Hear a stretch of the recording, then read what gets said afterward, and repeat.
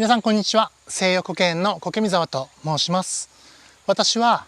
愛媛県西予市野村町というところで苔栽培をやっております苔農家です。私自身が栽培した苔を苔テラリウム作品にして販売したりですとか、苔テラリウムを作る講座を提供させていただいたりとかして、苔が身近にあるライフスタイルというのをですね、皆さんに知っていただこうと。で、苔のある生活というのは豊かな生活なんですよということを皆さんにね、提案したいと思って苔農家、苔栽培をしています。で、こちらはですね、今庭苔の苔になりまして、あちらの奥が苔テラリウムで使う苔の栽培をしている場所です。で、庭苔は灰苔と砂苔を2種類と、苔テラリウムに使う苔はですね、12種類ぐらい栽培をしております。量的にはですね、まだそんなに大きな規模ではないんですけれども、日々ですね、西予苔園のオンラインストアの方から全国の苔好きの方に、苔をご購入いただいております。大変、ありがとうございます。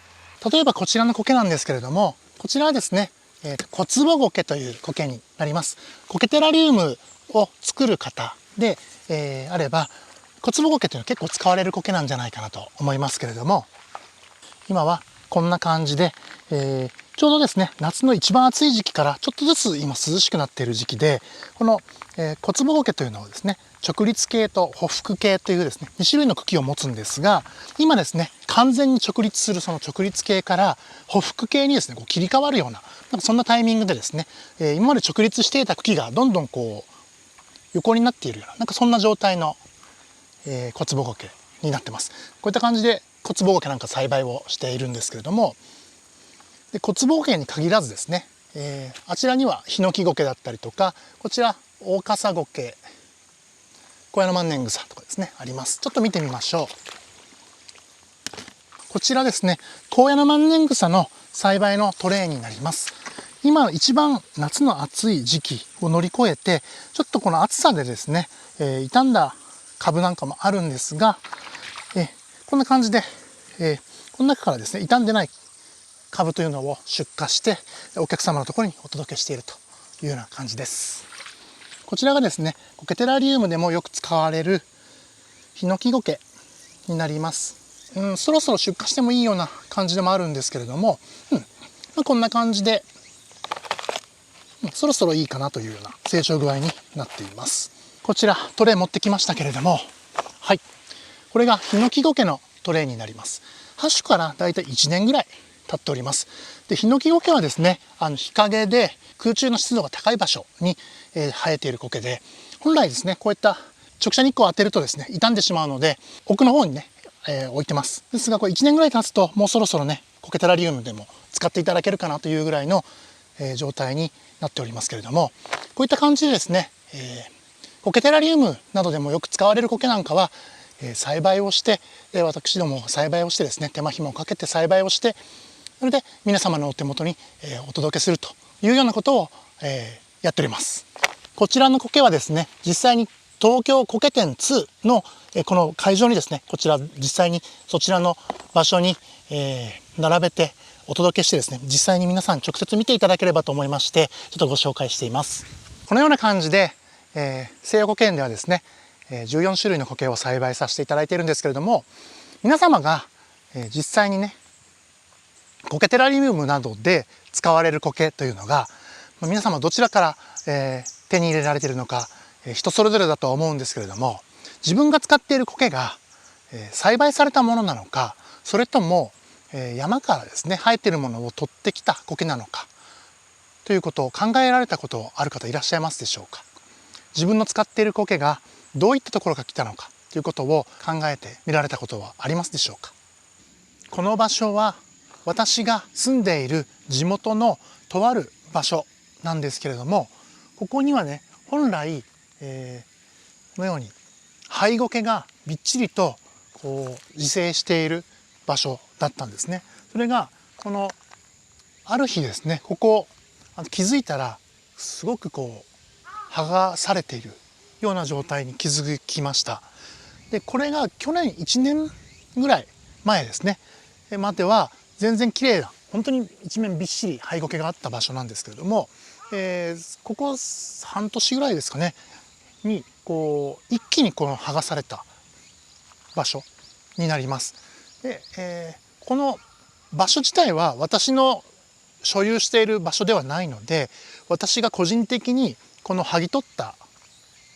方に対して何か文句を言ったりですね、やめてくれということは私自身はそういった権利はないんですけれども、ただ苔をこうめでる、苔を楽しむ、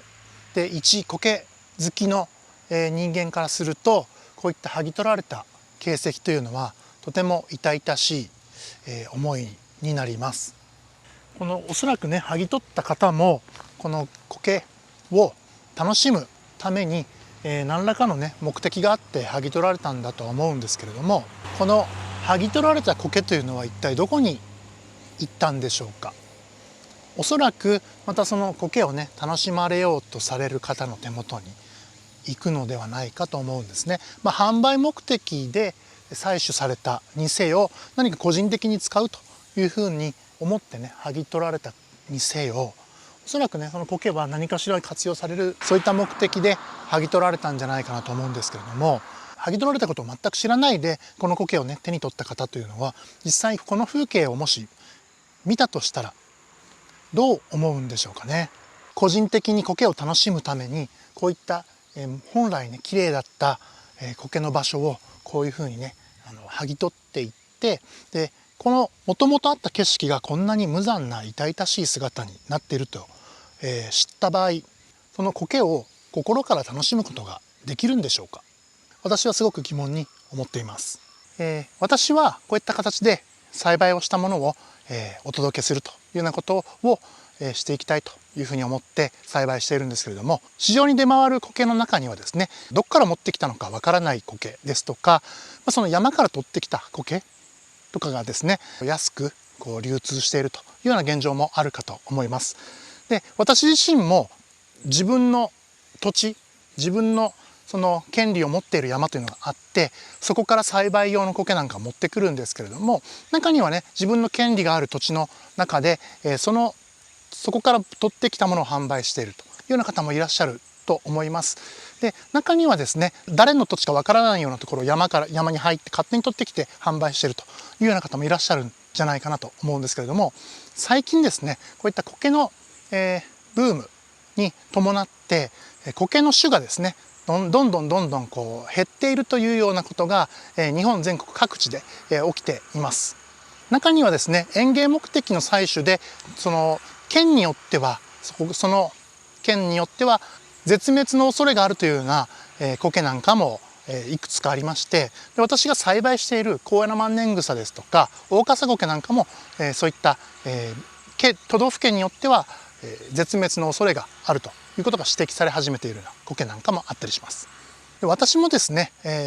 自分の山で取ってきた苔を実際にこう増やして栽培をしているということもやっていますけれども、本来であれば自然に生えている苔というのも、その姿がそのままめちゃくちゃ美しい姿ですよね。でそういった自然の苔を美しいと思えるような、そういった心を大事にしたいというふうなところが僕のその苔を楽しむ気持ちの思いのその原点にあるんだなということがしみじみそう感じています。ですので自分の山であってもあんまりですねこう自然に生えて美しい苔をそこ剥いできて、もともとあった美しい姿をですね壊したくないという思いはあるので、なるべくそういった負荷のかからないような取り方というのも実際あって、取ってもすぐに再生できるようなそういったことも考えながら採取をしたりしているんですけれども、基本的にはですねもう最近は自分の山からでさえもう取ってこずに、今ある種苔をちょっとずつ増やしていくというようなことを行っています。で私自身も日本全国各地でそういった苔の剥ぎ取りとか園芸目的に乱獲とかですね、そういったことが一つでも減ってほしいという思いで苔栽培をしております。で苔農家としても、そういった山に生えている美しい苔を取ってきて、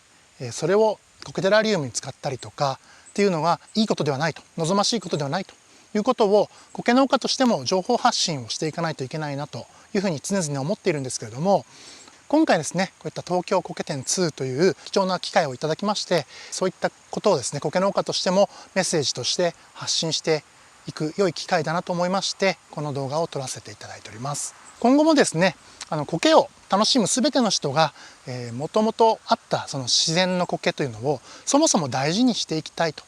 大事にしていこうというそういう気持ちを、